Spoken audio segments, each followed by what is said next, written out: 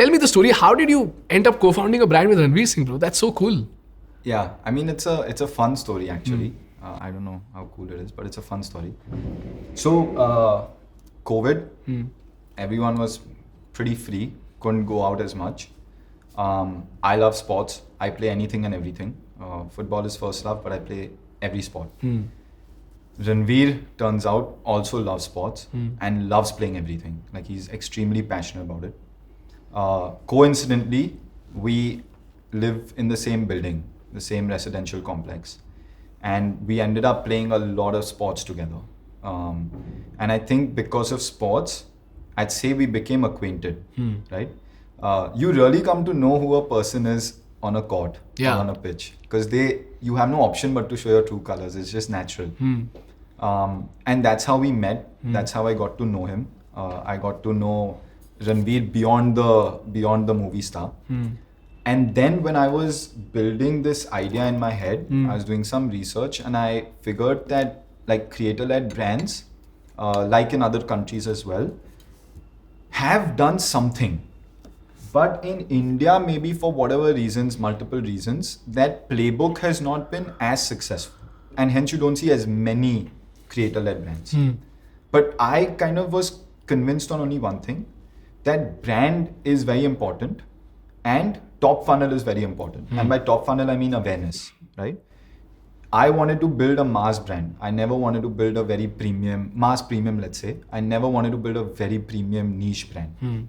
And I knew that to be able to speak to large audiences, it kind of helps to have large distribution of content and so on and so forth. And Ranveer, I think, is one of those rare celebrities who has a very strongly defined brand. So let's say if 10 people were in a room and you said Ranveer Singh, you'd probably get like 80-90% of them saying the same thing, same attributes. Versus with a lot of other people, it's not as strong. It's not defining enough. It's not very defining. So with, let's say, a movie star X, people would know, okay, they're an actor. But then what really does their brand stand for is not so clear. You say the name Ranveer Singh, 9 out of 10 people are saying energy and this zest for life, right? And I found merit in kind of using that whole thing to say, okay, look, that would be a really, really good brand to build on, like the attribute, which is this zest for life, high energy. Because we all aspire for that. We all want to live that life. But for whatever reason, some of us tend to and some of us do not. Right? So I had, during this one basketball game, I don't make complicated pitch decks and things like that. I just told him in a very filmy way, actually. I said, look, I'm going to make you an offer you can't refuse. So I'd love 2 minutes of your time. And he's, by the way, extremely friendly, and not only with me, but with everyone he knows around him. And he said, yeah, I'd love to hear. So there was a Arsenal game and he's a big Arsenal supporter. That was at night. So he said, send me something, I'll go through it and I'll tell you. I said, okay, cool. So I quickly made something and I just put like 3-4 GIFs. I didn't put anything, no like complicated deck with numbers and this and that. I just said, look, Ranveer Singh equals energy. This is my idea of better for you. This is why I think I'm a good person to build this with. This in one slide is the opportunity. And the last slide was this GIF that said, let's ball. Right? So it was a basketball reference. And I sent that to him. I go to sleep early. I couldn't stay up. I was a little bit anxious, but I couldn't stay up. And I sent it to him. He replied at some odd hour in the morning. And I saw it at some odd hour in the morning, which is at 6. I wake up early. And I just got a message from him saying, Nick, I love it, I love it, I love it. And then I said, okay, cool. Then we should do something about it. And then the next step started. So he understood the idea from the get-go. He was very excited about building something that was going to be like an extension of his brand personality as well. And he loved the idea that I'd spoken about, which is this whole food landscape and building something out in a unique way. And then we got into like multiple conversations, and that's how it kind of all came together.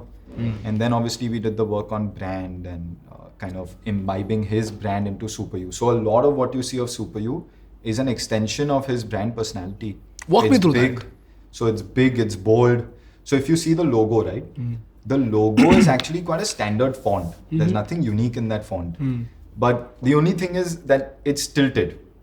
And when it's tilted, it gives you an impression of size, right? Of largeness. So that Star Wars kind of thing. So that is one unique thing about it. And the second thing is that it's cut off on the edges.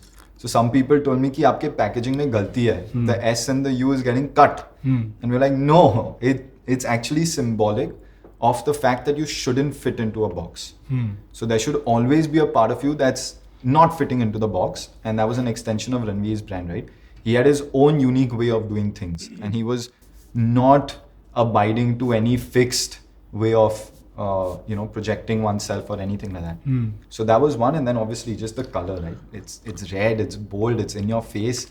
The idea with Super U as a brand was, if you walked into a party, you would know Super U's there. Super U would not be the guy standing in a corner.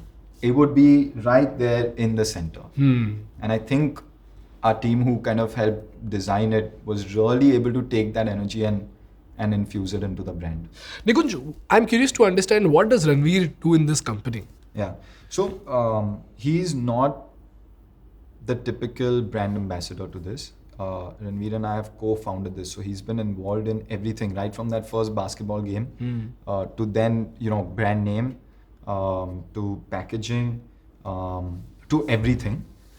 He's got a creative bent of mind. So he does not get involved in the operational side of the business.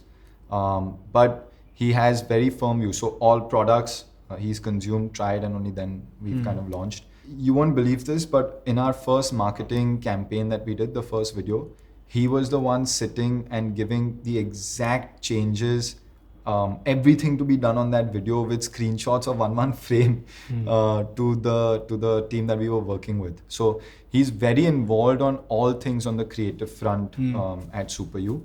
And he brings a certain amount of energy and enthusiasm to the brand that reflects in many different ways beyond the obvious reach that he has. And that reach comes with a lot of PR, organic storytelling that happens around the brand, and so on and so forth.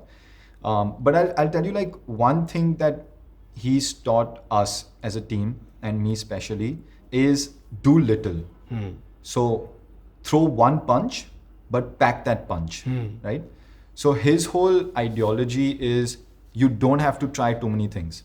So when we were doing that video, we as a brand, and I'm a little bit greedy now, like spend so much money, might as well do everything. So we were thinking, we should do a teaser also, we should do this also, we should do that also, communicate 3 things. And then his view was, look, people may hear you, but nothing gets retained. So say that one thing that's very important and let that get retained, because that's more valuable, right? And that simplicity idea also comes from him in a sense. So his thing was always, look, we'll do one thing because the customer gives you their attention only once. And in today's world, very briefly and very fleetingly. Yeah. So make sure that attention is worth it, right? So pack everything in one punch and deliver it. And the same thing he told me about, like, impressions. So let me ask you something, and you may be an outlier to this, but how many people you think remember the reels they saw yesterday? Like, I don't think I remember even one reel I saw yesterday. Okay, unless it like unless really one of them stood is out. insanely funny. Correct. So the point being, that's the exact point, which is impressions. And in a business, we go by impressions, right? Yeah. Hey, listen, how many impressions did this get? But what worth was that impression? Was it an impression that will really leave an impression? Yeah. Like, did it leave a mark? So we've now figured that the number in itself is not as meaningful. But the way something is delivered, did the message land in a very strong way, is more important than just the amount of impressions it got. Yeah. So this is one big change that we've made internally on how we look at certain things. That's amazing, bro. Hi guys, if you loved watching this clip and if you want to do a deep dive into the podcast, we've mentioned the link in the description. So click that link, watch that podcast and take notes. Thank you for watching and subscribe for more clips.